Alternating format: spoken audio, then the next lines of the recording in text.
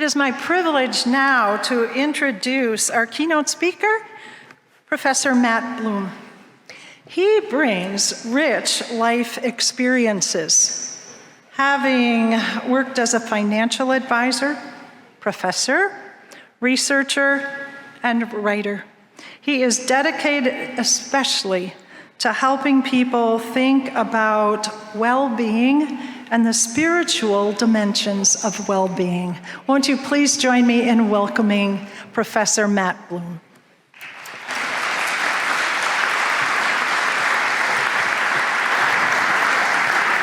Well, it's just great to be with you, a privilege to spend some time talking and sharing with you about you.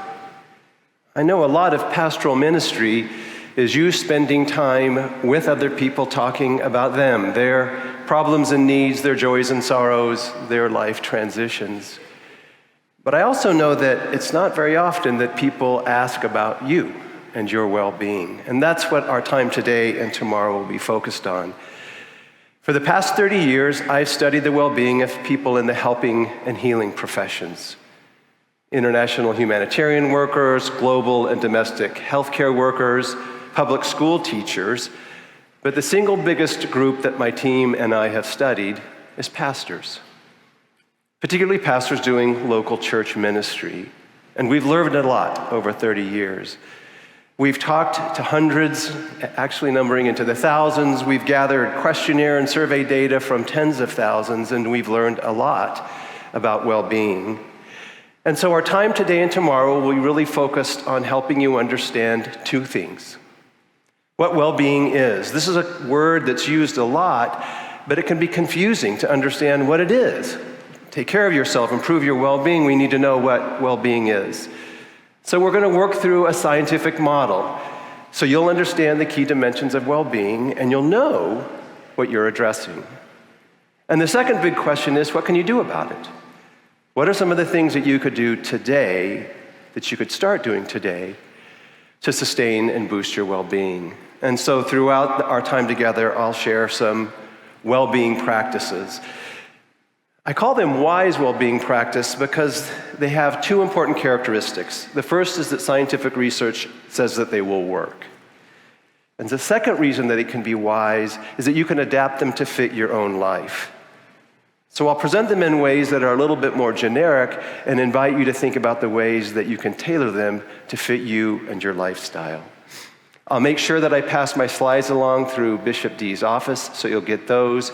And you have a handout on the table that's just designed to help you jot some notes down as we go along. But I want to start with what may be the most important of all wise well-being practices. And it's that when it comes to addressing your well-being, we say small steps add up over time to big changes in your well-being. When we think about if we're stressed out or maybe burned out, if we think about things that are going in our well-being life that we maybe want to be better, a lot of times people think they have to make big changes. And in fact, we shouldn't make big changes. With rare exceptions, big changes are difficult, they're time-consuming, they require a lot of resources. And unless you get everything exactly right, a big change can have unintended consequences that may be worse than the problem you're trying to solve.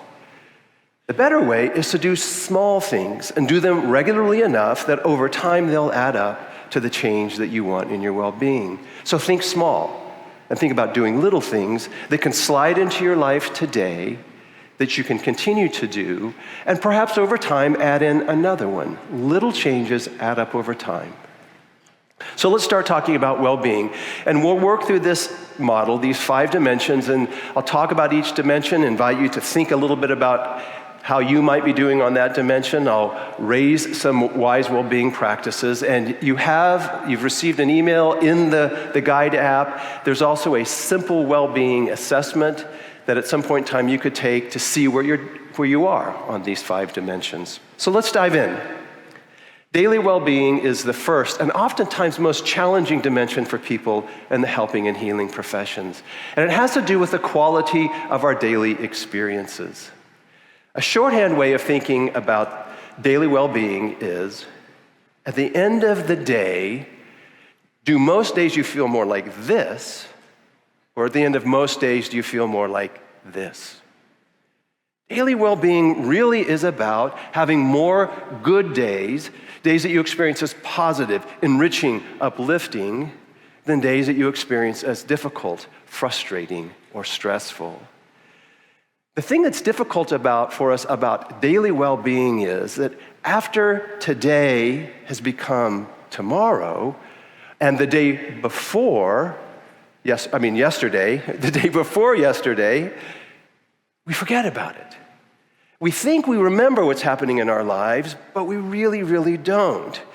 And this is what stress really is all about. It's about a buildup of a series of bad days. So let me try to illustrate. And I'm going to ask, this is the only time I'll ask for audience participation. So let me try to illustrate how our days fade into the background. How many of you can remember what you had for your last meal of the day yesterday? How many can remember what you had for the last meal of the day yesterday? Great. How about the day before? Can you remember what you had for your last meal of the day yesterday? How about a month ago, Sunday? How about 6 months ago, Saturday? Well, all of those days last week and 3 weeks ago and 6 weeks ago and 6 months ago are adding up to create the daily well-being that you're experiencing today. And so a part of daily well-being is getting to understand what is the contour of our daily life. Now, we're going to have bad days. What we want to try to avoid is a series of bad days. So you could think of it this way. When we measure daily well-being from a research perspective, we just ask people to keep track of for us over days and weeks and months. And this would be an example of somebody who's doing quite well. They had a few difficult days, a few stressful days, a few bad days in the week, but overall, most of their days are really good ones. And this would be an example of somebody who's having more bad days than good days. You'll notice that Sunday is the best day of the week for everyone. And so what you're looking for is a pattern that unfolds over time. A pattern that unfolds over weeks, and certainly if it moves into months. And so the best rule of thumb we have from research is that you should have 3 good days for every 1 difficult or bad day you have. Now there's a lot in this simple ratio. So part of it gives you a measure, a rule of thumb, a way of thinking about how is my daily well-being unfolding? How am I doing? Is there something that maybe I need to change? So you need 3 good days for every 1 bad day. But the deeper message is that bad days add up more quickly than good days. You need 3 good days to overcome every difficult day. And so we need more good days than difficult days. And it tells us that these difficult days that sneak in add up in ways that are going to affect our longer term well-being. So daily well-being unfolds day by day by day. It fades into our memory, so we're not quite sure. We think we might know what stresses us out. We think we might know what's creating our good days or our bad days, but we're often not sure. So a great wise well-being practice is something that we call map your days. And I think the best way to do this is in an old analog way.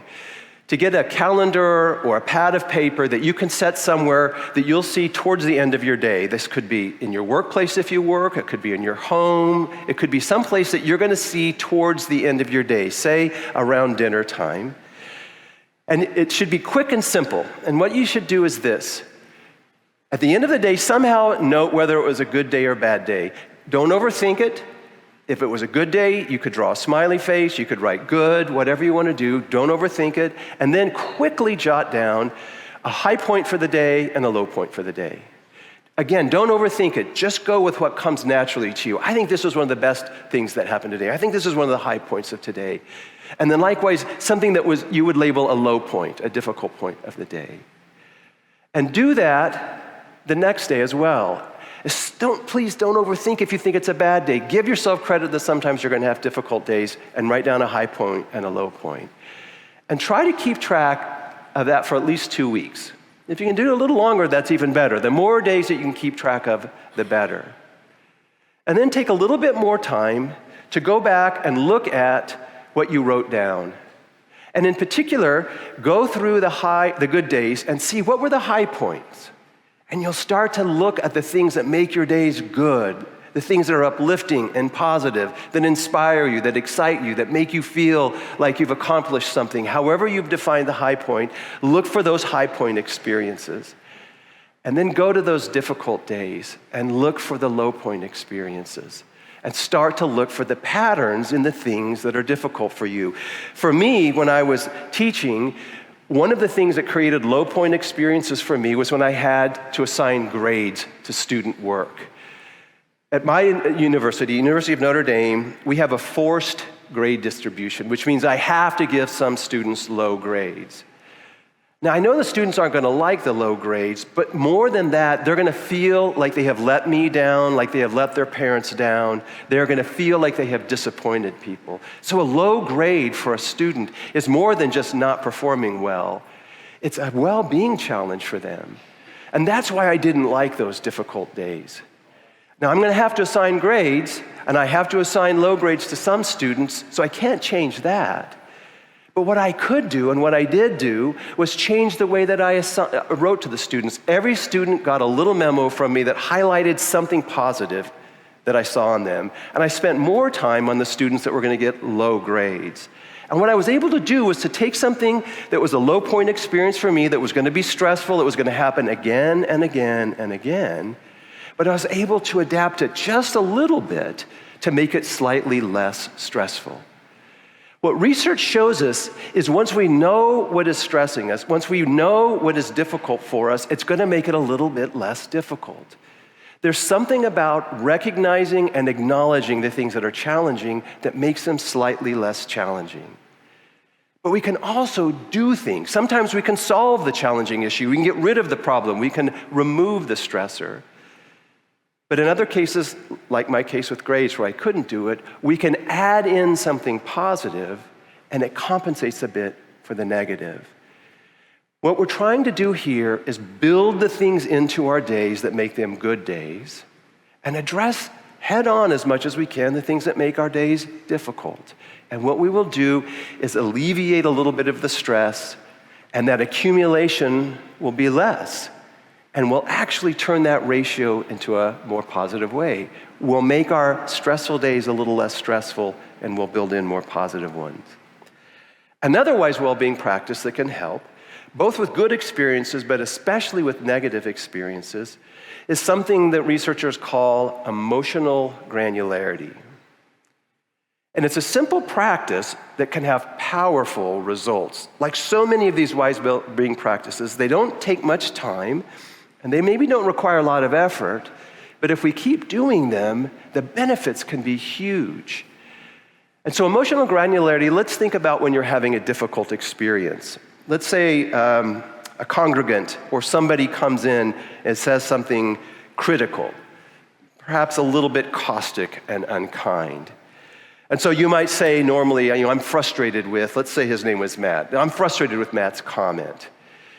What we want to do is enrich our description to ourselves. Think about how wine labels are. They don't just say, this is a really good wine. They use all of these strange and interesting terms, notes of honeydew and ripe melons. And then they sometimes even include things that sound strange to me, like tastes of tar and tobacco. But they have these really, really rich descriptions. And that's what we want to do with our really strong experiences, particularly our strong negative ones. So instead of saying, I'm frustrated with Matt's experience, you might say something like this. I'm feeling a heaviness in my bones and a sharpness in my heart after Matt's comment. I feel boxed in and trapped. I am tense, trying not to react to him, but I also am wanting to show him my frustration. What emotional granularity does, in a sense, is it trains our brains to not lock in and call everything frustrating or stressful or difficult. It trains our brains to be much more flexible in the way that we respond to both good, but in particular to challenging experiences. And this, what's called mental flexibility, helps us deal more positively with stress. Just describing it more granular again relieves a little bit of the stress. So you've got a double benefit. You've acknowledged the stressful or difficult event, and you're describing it in a bit richer detail. That makes it less stressful. But building in this emotional flexibility allows our brains to respond in much more adaptable ways. And in a simple way, what it says is there's not just 2 or 3 or 4 difficult emotions, frustration, anger, fear, say. There are hundreds of them.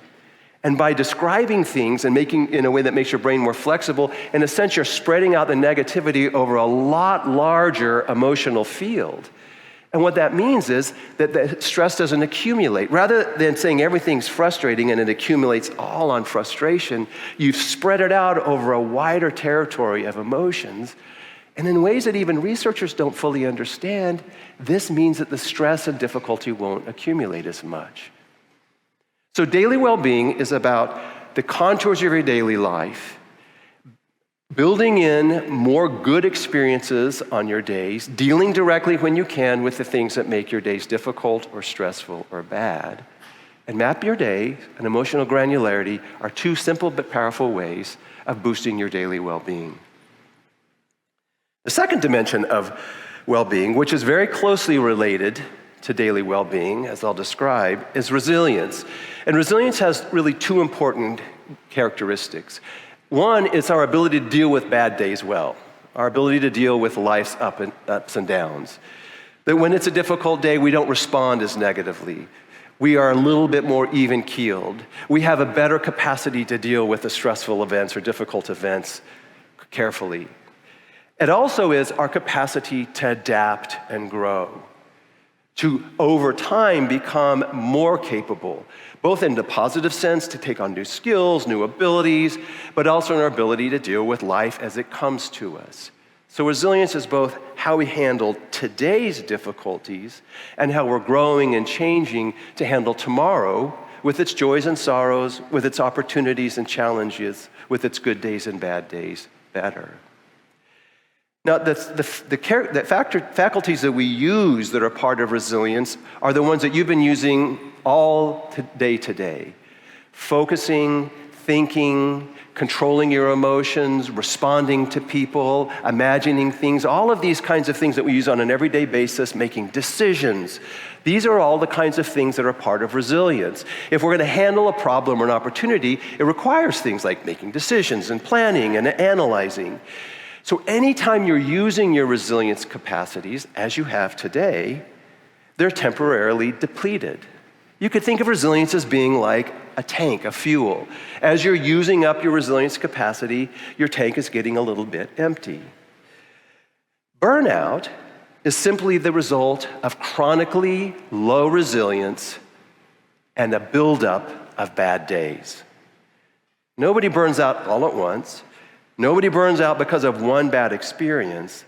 They burn out because they've had too many bad days that have depleted their resilience capacity, and they simply can't respond to normal life ups and downs as well as they could have in the past. And then if something really serious happens, now they're in a position where they have almost no capacity to handle the major difficulties. So burnout is something that adds up over time through a series of difficult days and depleted resilience. Now, when my team and I first started interviewing pastors, this is one of the best experiences I've had in research. We go out, we talk to pastors in their churches, we get stories of how they became pastors and their life in ministry. And we started to notice a pattern. Somewhere around 85% of pastors, this is after we've interviewed 300 or 400, said they were introverts. That's just statistically not possible. I mean, unless churches are intentionally sorting out and saying, we want the introverts, just bring us more of those, something else was going on. So we would go back to pastors and ask them, tell us, why did you describe yourself as an introvert? Turns out some were introverts.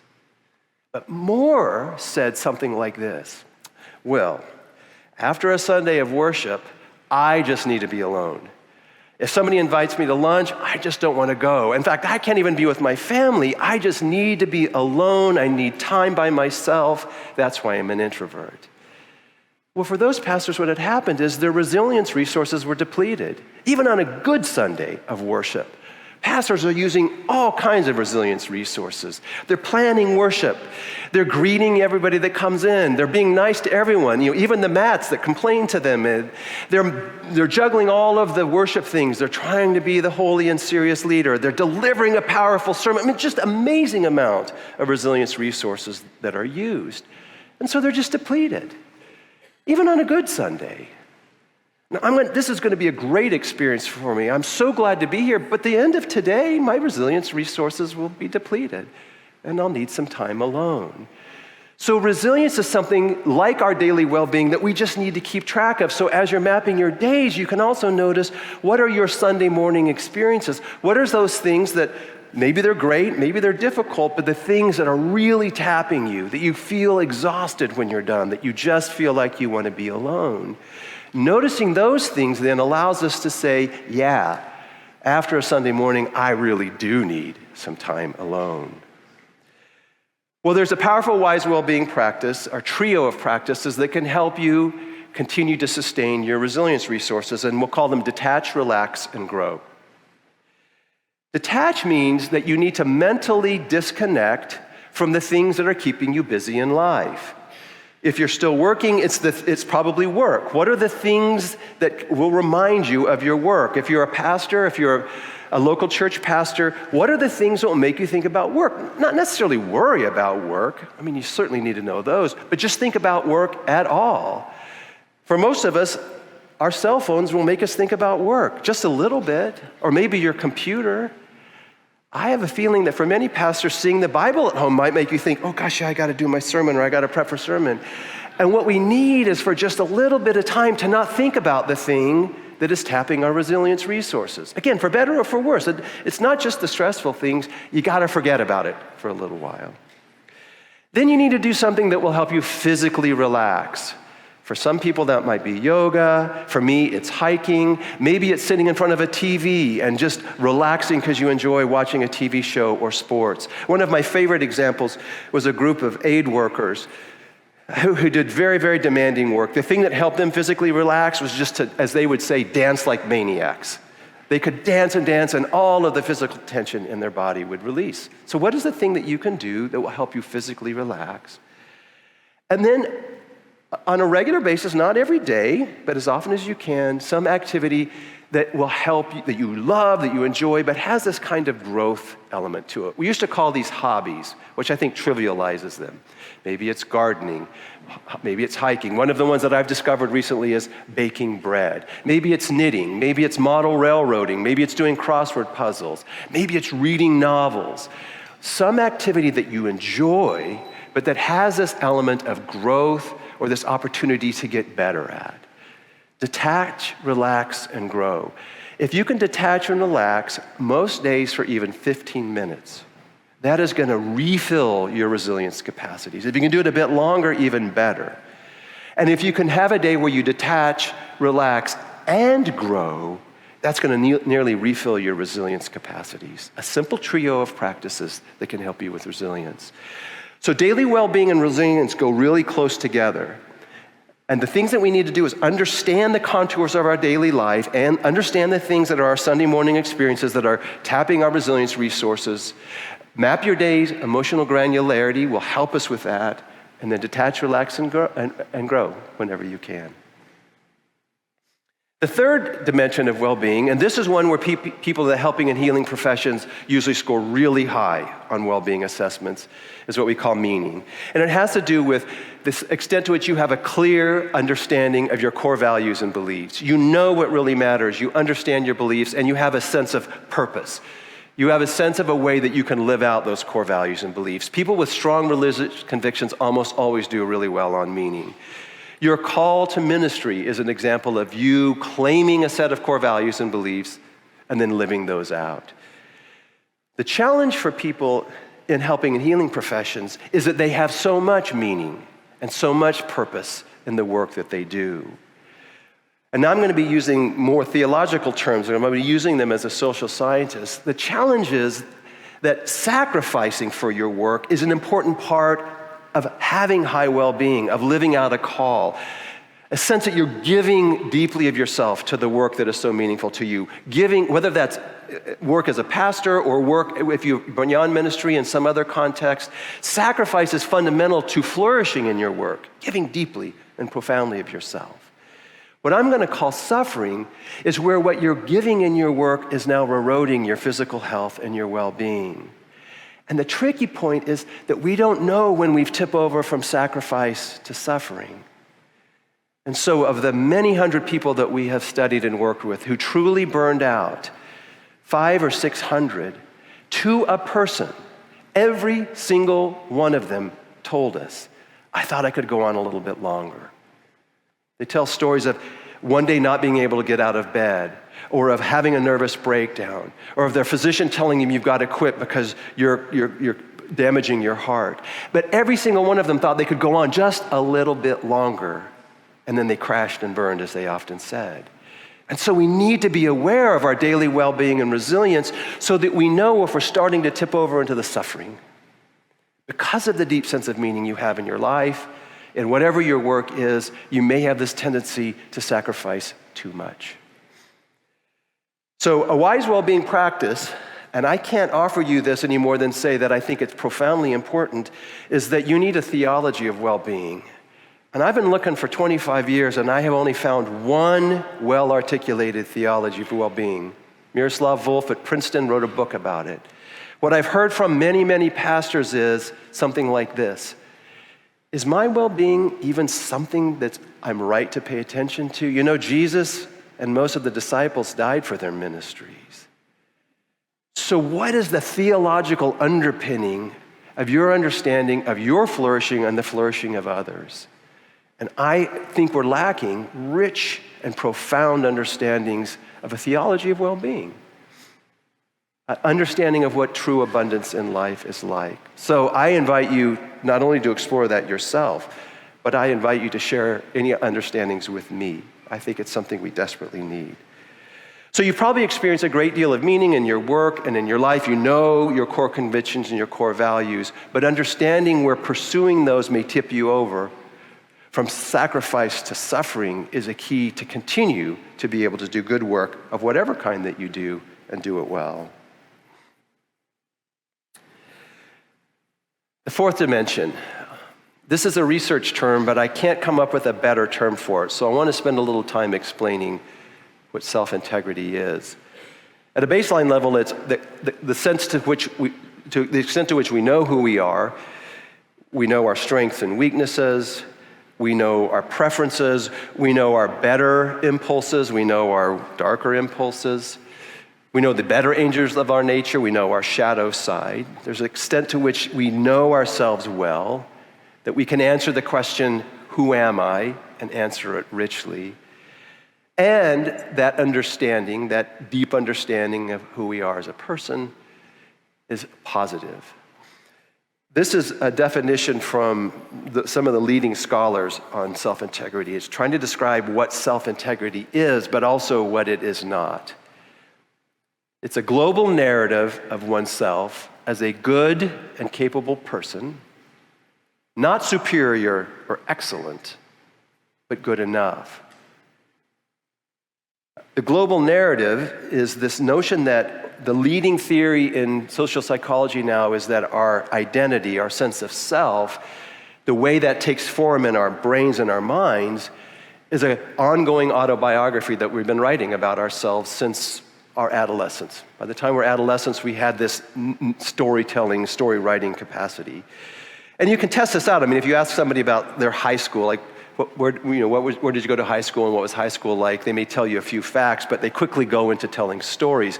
Almost any time you ask somebody a story that's about who they are or their life experiences, they tell you stories. And so the notion is that our sense of self is like a book we've been writing, and we're one of the leading characters in the book. And rather than just boiling it down to a set of characteristics that we might tell somebody about ourselves, it's deeper and richer than that. It's a story. That means that it's more complicated than just a set of characteristics or facts, but it also means that we can re-author that narrative, that we can strengthen that narrative, that we can make it a richer narrative, And so in a sense, like the emotional granularity that we talked about, having a rich narrative of your life and of who you are, and one that moves more towards you being on balance good enough, is a part of that. So it has to do with things like self-confidence and self-worth, self-efficacy, what you can do well and what you can't do well. But it also has notions of dignity, how when you show up in the world as who you are, other people respond back to you. Now, this is challenged culturally in many, many, many, many ways. One of the ways that this is difficult is that in so many different parts of our life, we're called to compete with other people, to compare ourselves to others, to see if we're how we stack up to other people. I see this in religious denominations all the time. I'm not going to refer to the ELCA right now, but in another mainline denomination, one of the things that's really important for pastors is having a bigger church.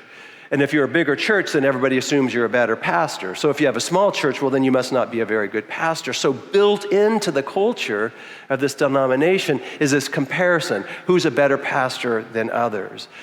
So not superior or excellent, but good enough is really hard when the culture tells you that there's some standard of excellence or better. And you're living in that culture, and how can you feel good about yourself if the culture is telling you that somehow you don't measure up? In mainline denominations, if you're a woman or a pastor of color, your self-integrity is challenged regularly. People are telling you in sometimes subtle and sometimes not so subtle ways that you're not a proper pastor, that women can't be pastors, or people of color can't be pastors, or if you're queer, you can't be a proper pastor. And so the cultural norms of the context you're in are constantly challenging your sense of self-integrity. You just aren't measuring up. You're just not good enough. Now, really, really, really strong people might be able to deal with this for a period of time, but most of us can't. Because we're social creatures. Because the way people treat us and think of us matters. When I taught MBA students, we'd talk about self-integrity, and one of the students or more would often say something like this: I don't care what other people think about me.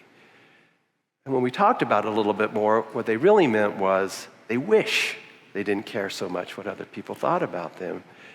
It's a part of our nature. God created us to be social beings.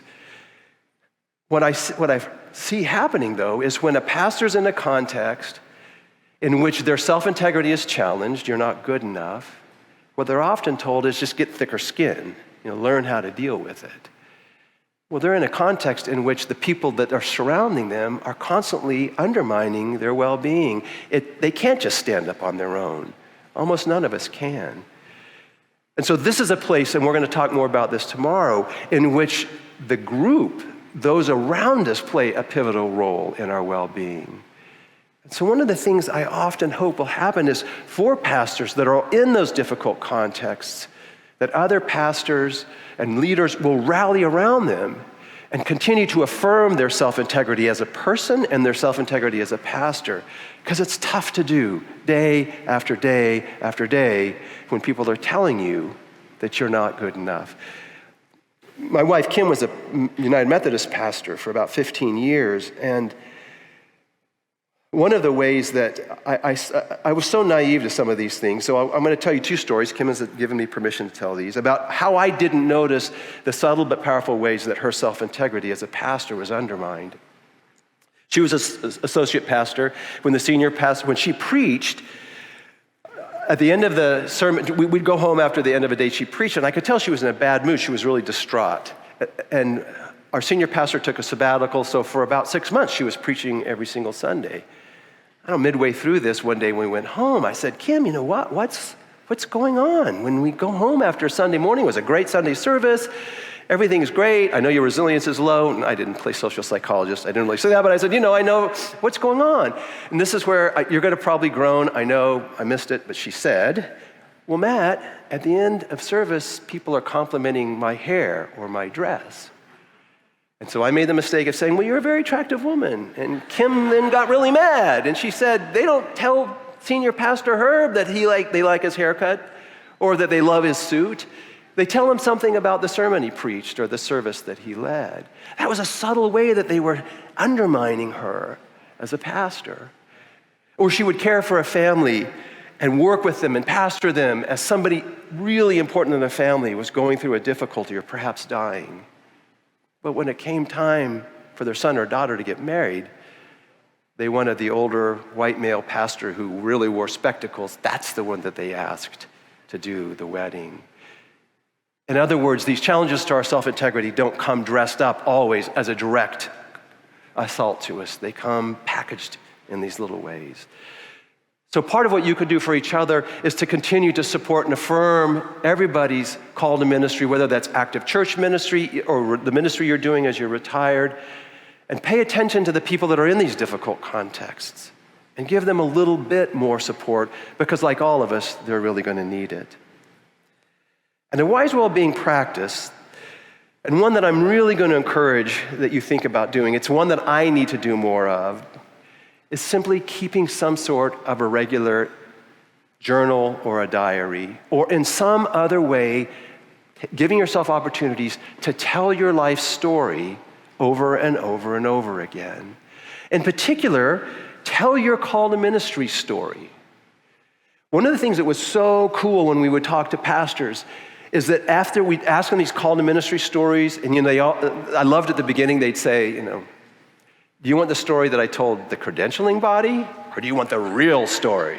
We want the real story.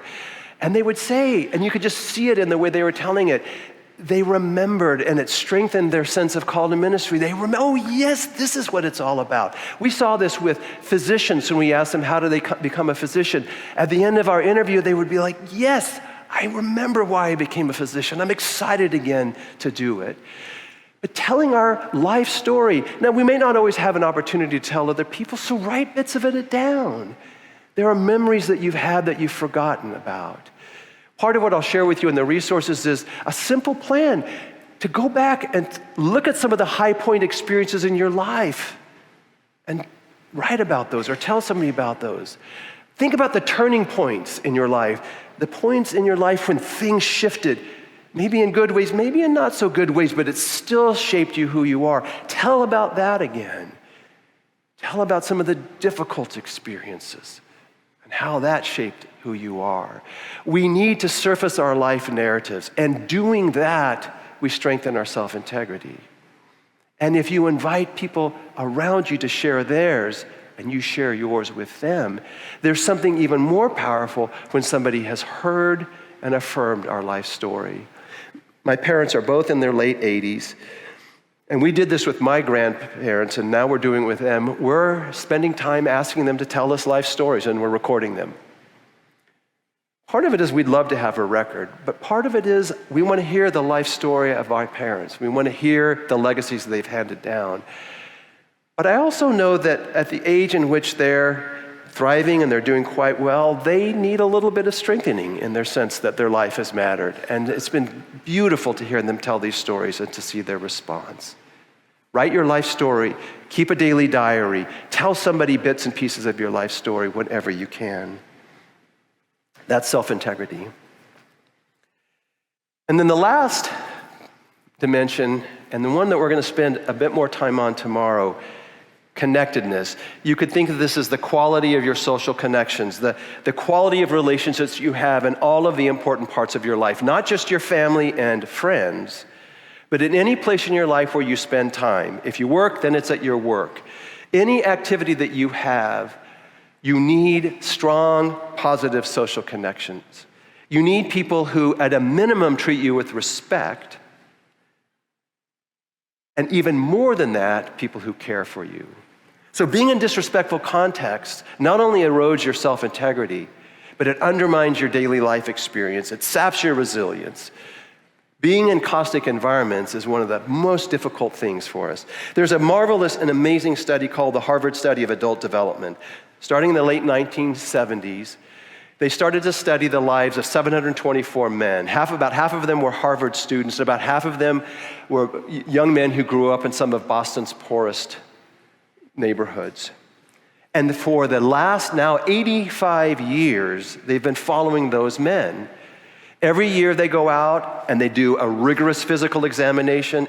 They ask myriad questions. They interview partners and children and neighbors. It's just been an incredible study.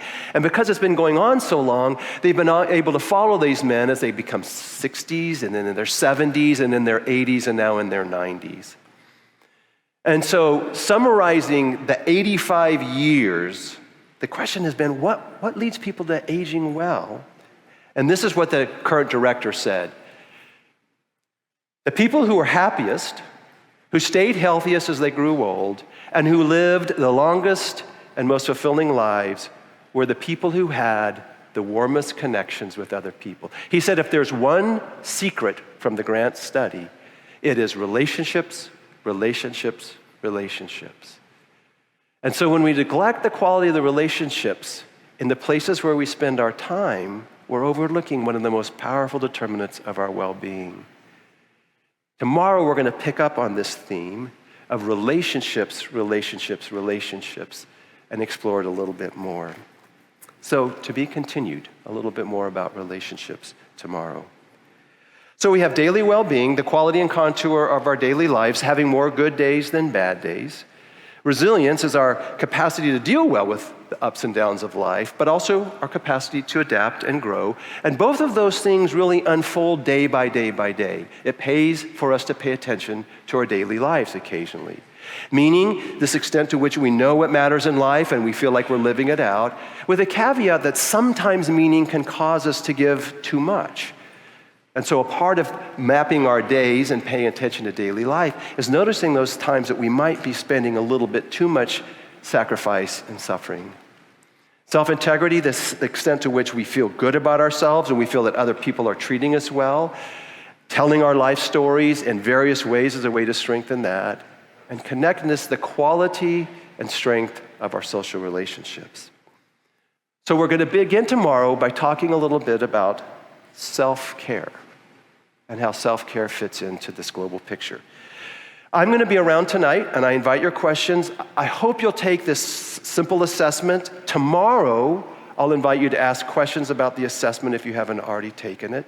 Jot down a few notes, and I look forward to seeing you tonight. I look forward to continuing this tomorrow.